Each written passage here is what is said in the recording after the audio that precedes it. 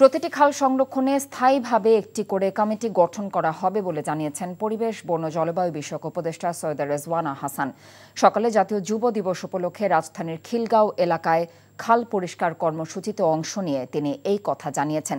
এদিকে যুব ক্রীড়া উপদেষ্টা আসিফ মাহমুদ সজীব ভুইয়া বলেছেন, এবারের খাল পরিষ্কার কর্মসূচি কোনো লোক দেখানো হবে না। যুব দিবস উপলক্ষে সরকার এবার ৬৪ জেলায় ৬৪টি খাল ও জলাশয় পরিষ্কারের কর্মসূচি হাতে নিয়েছে বলে জানিয়েছেন যুব ও ক্রীড়া উপদেষ্টা। পরে স্বেচ্ছাসেবীদের নিয়ে রাজধানীর খিলগাঁও এলাকায় জিরানি খাল পরিষ্কার কার্যক্রমের উদ্বোধন করেন তারা।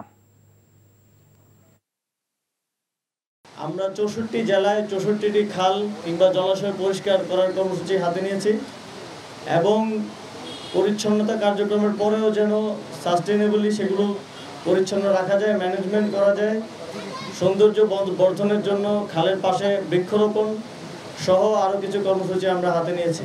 আমরা যে ৬৪টি জেলায় ৬৪টি খাল পরিষ্কার করার কর্মসূচি নিয়েছি, এটা আজকে থেকে শুরু হয়ে আগামী ১৫ দিন পর্যন্ত চালু থাকবে এবং এইটা আমরা শেষ করে দেব না।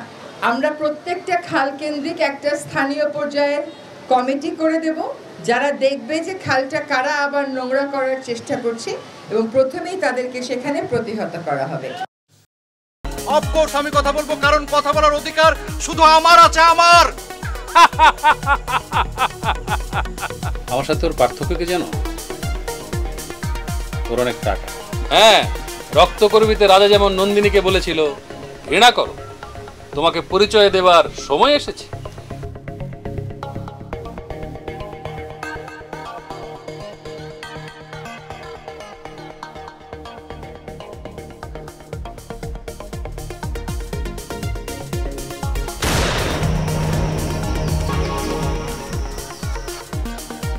হাতের নিশানা কিন্তু একদম আপনার দাদা নবাব ইস্কান্দার খানের মতো।